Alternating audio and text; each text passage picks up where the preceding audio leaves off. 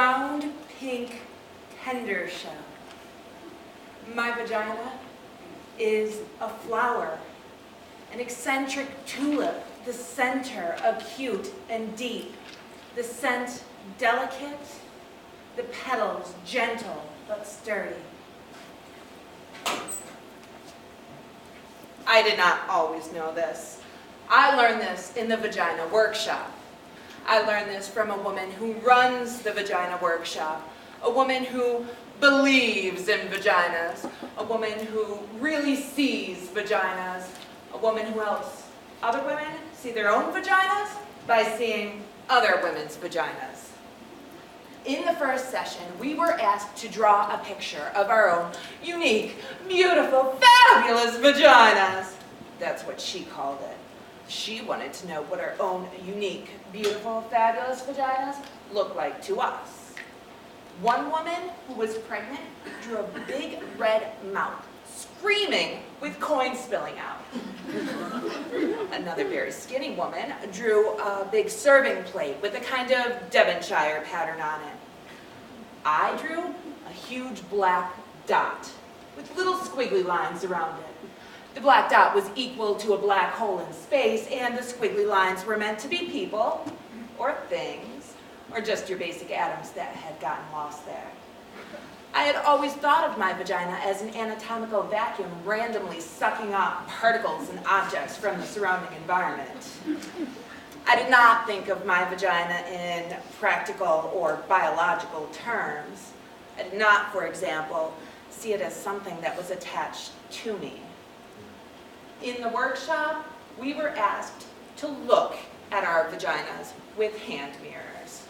Then, after careful examination, we were to verbally report to the group what we saw. I must admit that up until this point, I had never even seen the thing. It never occurred to me to look at it. My vagina existed for me on some abstract plane.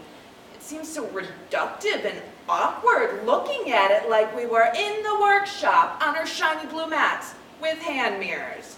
It reminded me of how the early astronomers must have felt with their primitive telescopes. I found it quite unsettling at first, my vagina. Like the first time you see a fish cut open and you discover this other bloody complex world inside right under the skin. It was so raw, so red, so fresh. And the thing that surprised me most was all the layers. Layers inside layers opening up into more layers. My vagina amazed me. I couldn't even speak when it came my turn in the workshop. I was speechless. I had awakened to what the woman who ran the workshop called vaginal wonder. I just wanted to lay there on my mat, legs spread, examining my vagina forever. It was better than the Grand Canyon, ancient and full of grace. It had the innocence and freshness of a proper English garden. It was funny, very funny. It made me laugh. It could hide and seek, open and close. Then the woman who ran the workshop, she asked how many women in the workshop had had orgasms. 2 women tentatively raised their hands. I did not raise my hand, but I had had orgasms. I didn't raise my hand because they were accidental orgasms. They happened to me. They'd happen in my dreams, and I would wake in splendor. They happened a lot in water, mostly in the bath, once in Cape Cod. They happened on horses, on bicycles, and sometimes on the treadmill at the gym. I did not raise my hand because, although I had had orgasms, I didn't know how to make one happen. I thought it was a mystical, magical thing. I didn't want to interfere. It felt wrong getting involved, contrived, manipulative. It felt Hollywood. The surprise would be gone and the mystery The problem being, of course, was that the surprise had been gone for 2 years. That's why I was in the Vagina Workshop. Then the moment arrived that I both dreaded and longed for. The woman who ran the workshop asked us to take out our hand mirrors again and see if we could locate our clitoris. There we were, the group of us women, on our backs, on our mats, searching for our spots, our locus, our reason, and I don't know why, but I started crying. Maybe it was sheer embarrassment. Maybe it was knowing that I had to give up this fantasy, this enormous, life-consuming fantasy that someone or something was going to do this for me. The fantasy that someone was coming to lead my life, to choose direction, to give me orgasms. I could feel the panic coming. The simultaneous terror and realization that I had avoided finding my clitoris, had rationalized it as mainstream and consumerist because I was, in fact, terrified that I did not have a clitoris.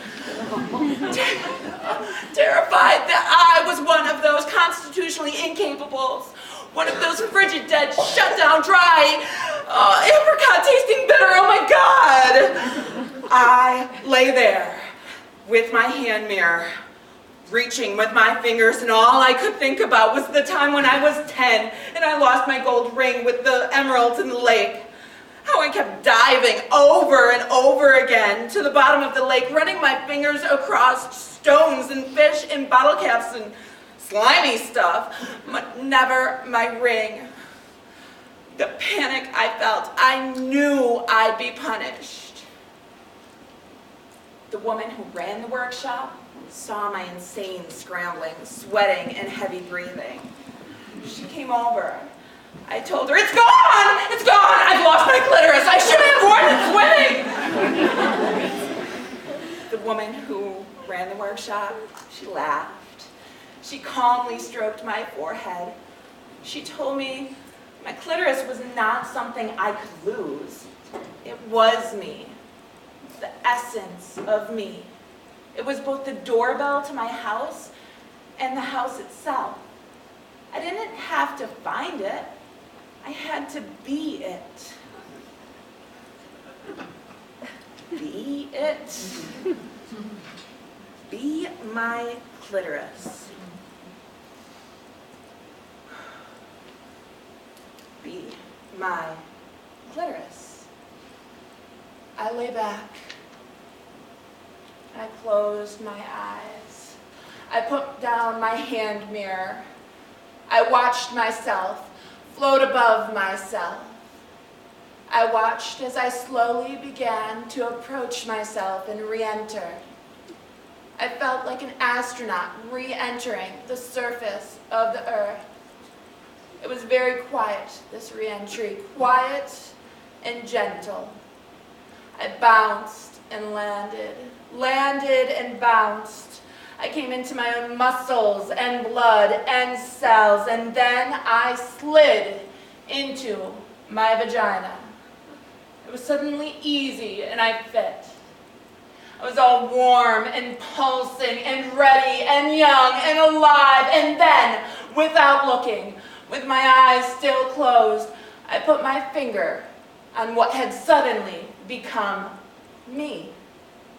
There was a little quivering at first, which urged me to stay. Then the quivering became a quake, an eruption, the layers dividing and subdividing.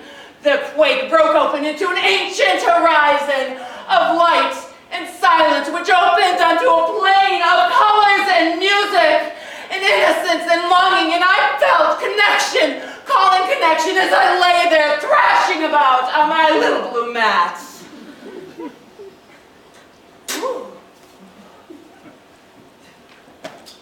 My vagina is a shell, a tulip, and a destiny. I am arriving as I am beginning to leave.